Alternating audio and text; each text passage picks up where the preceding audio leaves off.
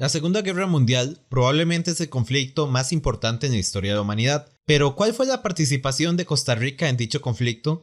Yo soy Walter, esto es Mementos del Gallo y hoy hablamos acerca de los campos de concentración en Costa Rica.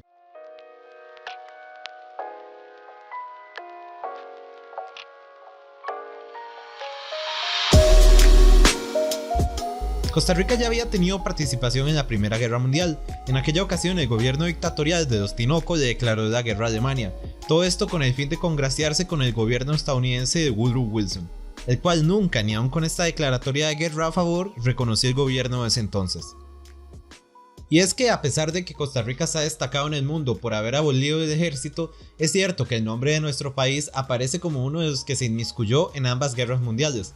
Por este lado podemos decir que el apodo de la Suiza centroamericana no fue tan merecido como parecía. La noticia que sacudió al mundo durante la Segunda Guerra Mundial sin duda fue el ataque sorpresivo de la Armada Imperial Japonesa a la base de Pearl Harbor, esto con intenciones de prevenir un despliegue militar de los Estados Unidos en el Pacífico. Por lo tanto, según un tratado de la región, se decía que se romperían relaciones con Berlín si alguno de los países del área sufrían un ataque, así que la mañana del 8 de diciembre se leería lo siguiente en el diario La Razón. Costa Rica, primer país de América que declara la guerra a Japón. El señor presidente de la República y el canciller Echandi cuando redactaban la exposición al Congreso anoche, pidiendo autorización para la declaración de guerra a Japón, puede verse telefoneando al ministro de Gobernación y Seguridad Pública, don Francisco Calderón Guardia. El doctor Calderón Guardia cambia impresiones con el ministro americano Mr. Arthur Bliss Lane durante la reunión del cuerpo diplomático anoche. Momentos en el que el Consejo de Gabinete disponía a solicitar al Congreso la autorización para la declaración de guerra. El señor presidente Calderón Guardia dirigiéndose a la multitud que en manifestación desfiló frente a la casa presidencial. El ministro americano Bliss Lane presencia la gran manifestación democrática de anoche. En 5 frentes se ha producido la agresión nipona. Son ellos Hawái y los establecimientos americanos del Pacífico Central, Filipinas, Hong Kong, Tailandia, Siam y la península de Malaya. Costa Rica hace suya la suerte de Estados Unidos. Irá con ustedes hasta el final, que será el triunfo del derecho y la justicia, la declaratoria de guerra de Japón, o nuestro país ha sublevado en lo más hondo el sentimiento del pueblo costarricense, le dice el cablegrama de hoy el presidente Calderón Guardia al presidente Roosevelt. Última hora, a las 10:15 se envió a Tokio la declaratoria de guerra. A esa hora firmó el señor presidente de la República y comandante en jefe del ejército el texto breve y conciso de declaración de nuestro país. Fue un momento trascendental en el cual estuvieron presentes todos los secretarios de Estado, varios diplomáticos y muchos amigos del señor presidente de la República. Por aclamación, el Congreso autorizó al Ejecutivo declarar la guerra a Japón.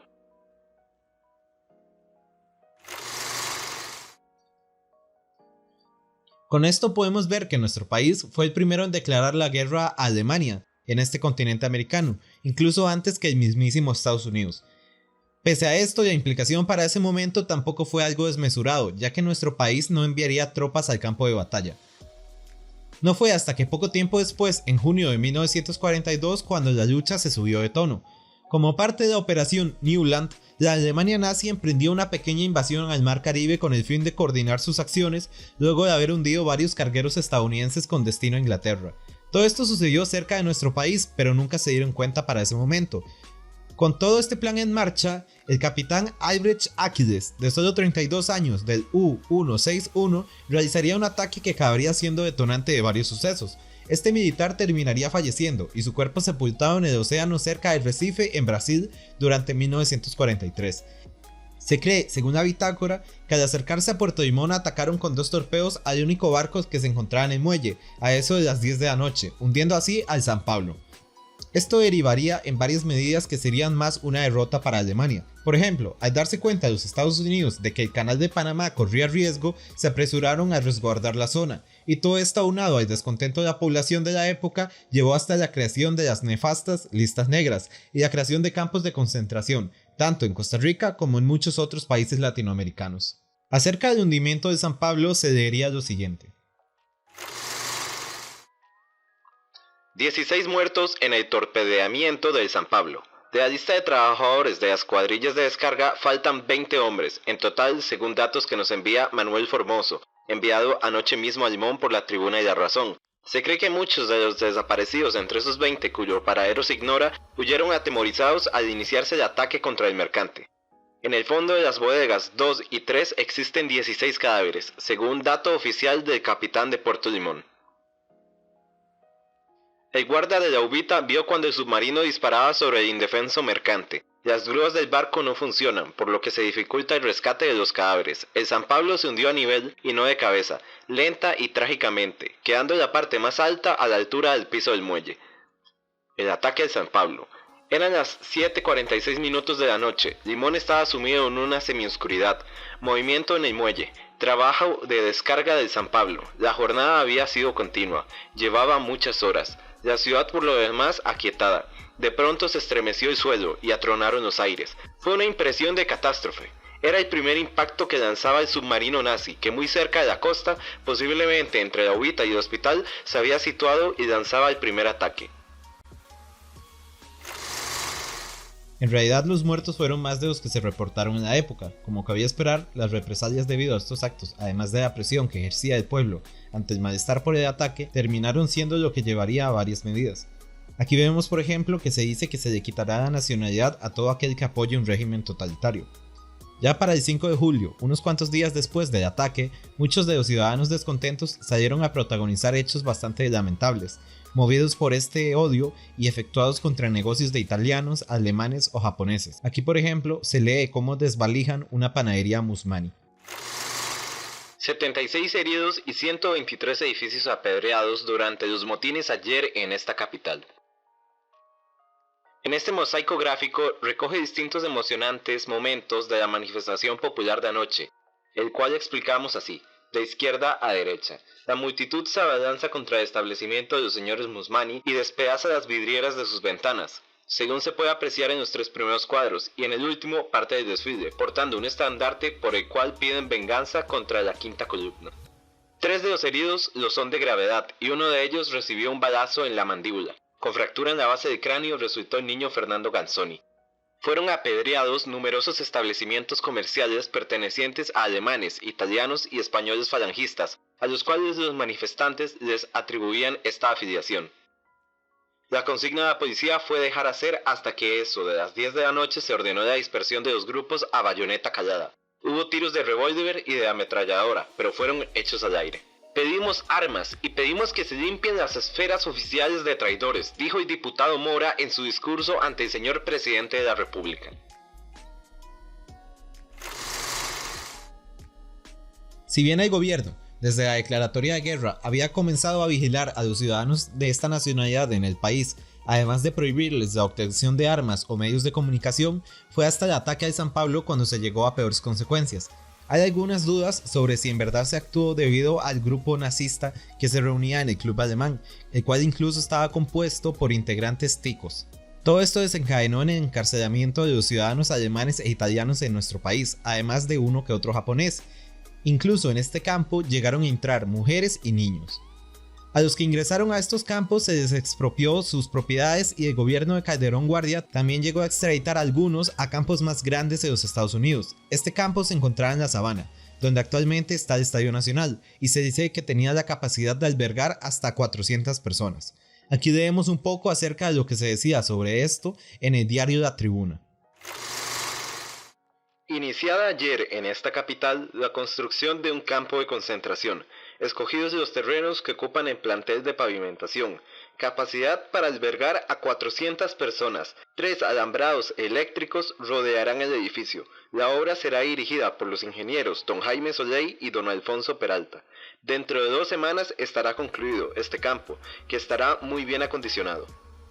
El ingeniero don Alfonso Peralta con algunas de las personas que intervendrán en los trabajos de construcción del campo de concentración, centro terreno donde será construido el campo y por último el grupo de obreros que trabajará en la obra junto con el ingeniero don Jaime Soley.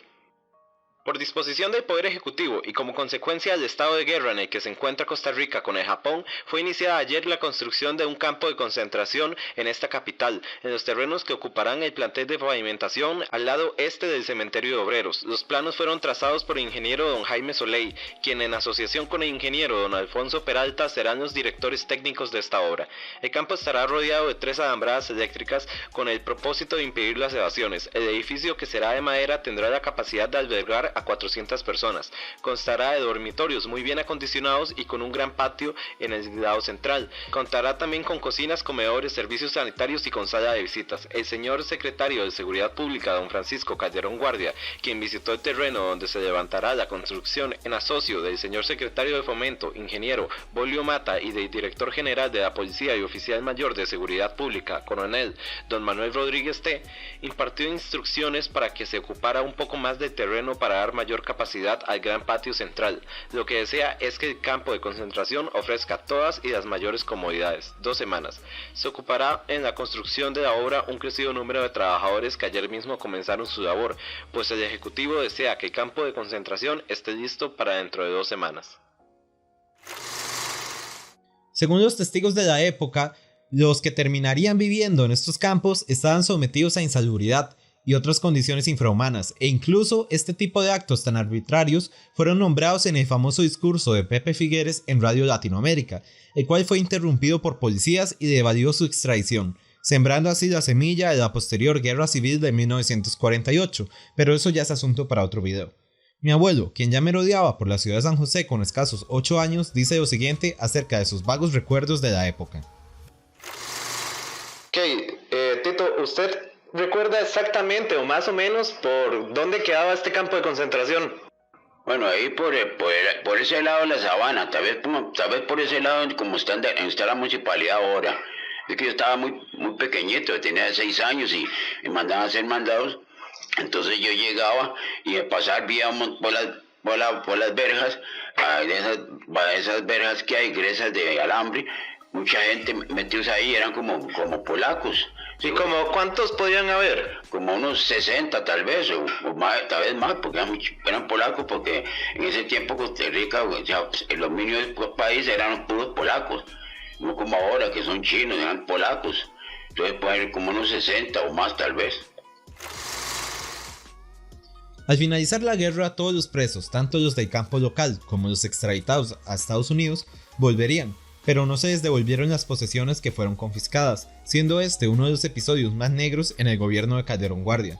Es curioso que varios de los extranjeros que salieron del país y le dieron sus pertenencias a amigos y conocidos jamás las recuperaron. Por ejemplo, el caso de la familia Lehmann, quienes nunca recuperaron el mítico edificio Josefino que dejaron el año pasado justo por esta causa. En fin, esto nos enseña que hasta en el pequeño país donde estamos se cometieron injusticias a causa de la guerra. Las personas movidas prácticamente por xenofobia amargaron la existencia de muchas personas a las cuales este país no les pareció tan pura vida. Muchas gracias por ver este video, yo soy Walter y esto es Mementos del Gallo. Si les gusta el contenido del canal, suscríbanse, denle like y compártalo para que llegue a más personas. Así que esto es todo, nos vemos en el próximo video de Mementos del Gallo.